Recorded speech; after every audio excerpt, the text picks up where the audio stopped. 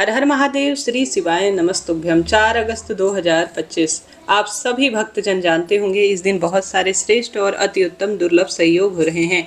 इस दिन कुछ खास कार्य, कुछ खास उपाय, जिन्हें नियम कह लीजिए, आपको जरूर लेने हैं। इन कार्यों को करने से नौकरी, विवाह, पुत्र प्राप्ति के योग बनेंगे। रोग, कर्ज इत्यादि से भी आपको तुरंत ही मुक्ति मिलेगी। कब, कैसे करें, किस स्वरूप में करें, ध्यान से सुने और अंत तक बने रहें। यह उपाय बहुत सरल है। गुरुजी इसमें कहते हैं त्र्यंबकेश्वर महादेव का स्वरूप आपको ध्यान करना है।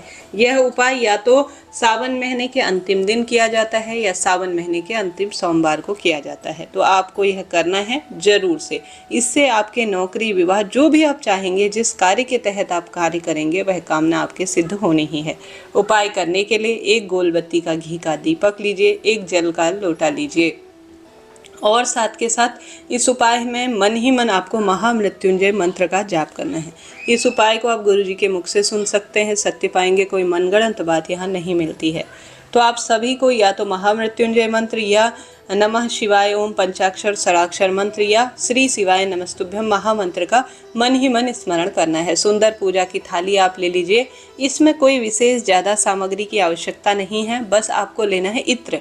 इत्र आपको ना मिल पाए तो आप किसी भी स्वरूप में गुलाब के फूल की पंखुड़ी या आप जो है कोई भी सुगंधित जो पत्ती होती है उसे ले सकते हैं। आप जानते होंगे यह सृष्टि महादेव की रचना है और आप सभी को सुंदर भाव सच्चे मन से सावन के अंतिम 4 सोमवार के श्रेष्ठ फल को प्राप्त करने के लिए एक सुंदर जो हमारे पास जल का लोटा है वह घर से भर लेना है। तांबा, स्टील, कोई सा भी हो।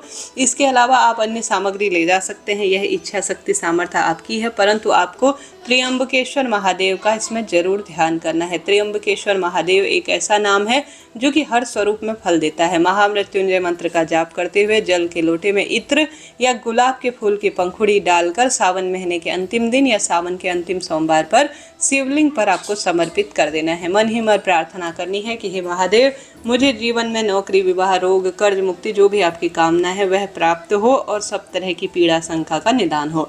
संभव हो तो इस जल को अपने ऊपर छिड़काव करें और इन 5 स्थानों पर लगाएं जरूर। कंठ पर, मस्तक पर, गले पर, नेत्र और कर्ण से, इन 5 स्थानों पर जिसने लगा लिया समझ लीजिए उसने सब कुछ प्राप्त कर ही लिया। इसके साथ साथ आप भगवान को नमन कर कर वहाँ बैठकर त्र्यंबकेश्वर महादेव की जय कहते हुए महामृत्युंजय मंत्र की एक माला का भी जाप कर सकते हैं। लाभ तो आपको होना ही है। तो पहला उपाय जो बताया गया है मैंने आपको बता दिया। बात कर लेते हैं दूसरे उपाय की। दूसरा उपाय बहुत सरल है। यह उपाय खास तौर पर व्यापार के लिए, रोग मुक्ति के लिए, संतान उत्पत्ति की दिक्कत है तो उस पीड़ा के समाधान के लिए है। उपाय करने के लिए आपको जल का लोटा लेना है। जल के लोटे में आपको गंगा जल, जो कि हर स्वरूप में पितरों से और कई तरह के दोष के निवारण में सहायक होता है, वही गंगा जल आपको लेना है और इसे ले जाकर आप सभी को शिवलिंग के पास चले जाना है। परंतु इस जल को समर्पित करने का एक नियम है।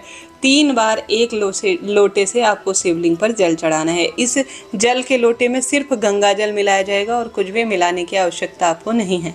तो आपको जो जल का लोटा लेना है उसमें गंगा जल डालना है, अपना नाम गोत्र बोलना है, आज की तिथि का स्मरण करते हुए शिवलिंग पर एक ही जल के लोटे से 3 बार जल आपको समर्पित करना है। उससे पहले आप सभी को नंदी बाबा को थोड़ा जल समर्पित करना है। माता अशोक सुंदरी, गणेश जी भगवान, कार्तिकेय भगवान, माता रानी के हस्त कमल और शिवलिंग पर ऊपर से जो जल की बूंद धीरे धीरे बहती है शिवलिंग पर समर्पित होती है, वह भी आपको समर्पित करनी है। और गंगा जल मिश्रित जल जो आपने इन स्थानों पर चढ़ाया है, सब मंत्रों का स्मरण करते हुए वह जल थोड़ा सा आपको प्राप्त कर लेना है। अर्थात शिवलिंग पर से चढ़ाया हुआ जल आपको थोड़ा लेना है प्रसाद स्वरूप और उसे लगातार 3 दिन तक, जिस परेशानी के तहत, जैसे संतान की उत्पत्ति की दिक्कत है या आपके नौकरी की कोई दिक्कत है, कर्ज की कोई दिक्कत है, दवाइयाँ लंबे समय से चल रही हैं, उनके निदान के लिए विशेष तरीके से शिवलिंग पर चढ़ाया गया गंगा जल मिश्रित जल सावन के अंतिम सोमवार में आपको प्राप्त कर कर लगातार 3 दिन पीना है। इससे पितृदोष मिटेगा, ग्रहों की चाल ढाल जो विपरीत हो रही है उनका निदान होगा, शारीरिक बंधनों से मुक्ति मिलेगी और आपको सब सुख स्वतः ही मिल जाएगा। करके देखिएगा, आपको इतना सुंदर इसका परिणाम देखने को मिलेगा, लाभ देखने को मिलेगा कि खुली आंखों से चमत्कार होगा।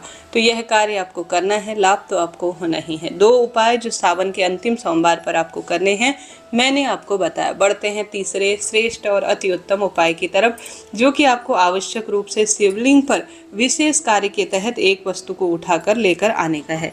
वह वस्तु अपने आप में अमृत के बूंद की तरह है। अगर सावन के अंतिम सोमवार में इसे आप अपने पास रख लेते हैं तो शिव कृपा आपके साथ हमेशा साल भर रहेगी।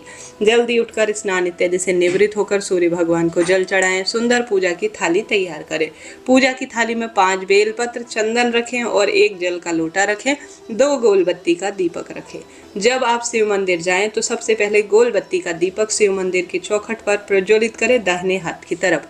उसके बाद एक दूसरा दीपक जल चढ़ाने से पहले शिव मंदिर के समक्ष आप गोल बत्ती का शिवलिंग के आसपास प्रज्वलित कर दीजिए। उसके बाद आप जल 5 स्थानों पर समर्पित करें। सबसे पहले गणेश जी, माता सुख सुंदरी, कार्तिकेय भगवान, माता रानी का हस्तकमल और शिवलिंग, इन 5 स्थानों पर आपको जल चढ़ाना है और इन 5 स्थानों पर अपना नाम गोत्र बोलकर मन कामेश्वर महादेव की जय, आज लास्ट सोमवार है, मेरे जीवन की सब कामना सिद्ध हो, ऐसी प्रार्थना करते हुए आप सभी को इन 5 स्थानों पर सुंदर भाव सच्चे मन से अपनी कामना कहते हुए आपको 5 स्थानों पर चंदन लगाना है।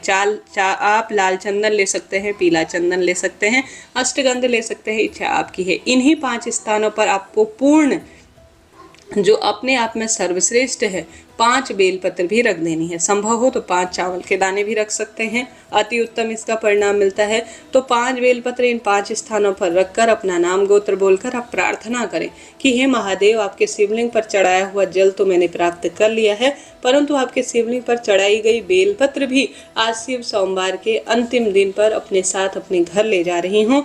आप इस जो है बेलपत्र को अमृत कर दीजिए और सदा सर्वदा मेरे साथ रहिए, ऐसी प्रार्थना करते हुए आप सभी को इसे सुंदर भाव सच्चे मन से अपने साथ हमेशा के लिए रख लेना है। अपने पुस्तक के स्थान पर, अपने बच्चे जहाँ पढ़ाई करते हैं वहाँ पर, अपनी तिजोरी में रख सकते हैं, अपने किसी भी पॉकेट वगैरह में रख सकते हैं, इच्छा आपकी है आप किस तरह से इसे रखना चाहते हैं।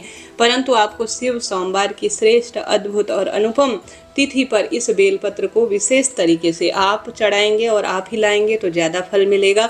इस तरह से जल चढ़ाकर, दीप दान कर कर, चंदन लगाकर और बेलपत्र समर्पित कर कर, विशेष प्रार्थना कर कर अगर आप एक बेलपत्र लाकर अपने घर पर रख लेते हैं, अपने बच्चों के साथ रख सकते हैं, इच्छा आपके, 1 से ज़्यादा भी लाया जा सकता है, कोई दिक्कत की बात नहीं है। परिणाम अद्भुत रूप से मिलता है और लाख गुना फल देने वाला यह कार्य माना जाता है। इस दिन अभी तक आपने मिट्टी के शिवलिंग अर्थात पार्थिव शिवलिंग बनाकर पूजन नहीं किया है तो आप मिट्टी के शिवलिंग बनाकर पूजन कीजिए, बहुत सुंदर इसका परिणाम मिलता है। बेलपत्र पेड़ के नीचे कर सकते हैं, घर के गमले में पार्थिव शिवलिंग बना सकते हैं, यह इच्छा आपकी है। आप 3 स्थानों पर बेलपत्र जरूर समर्पित करें।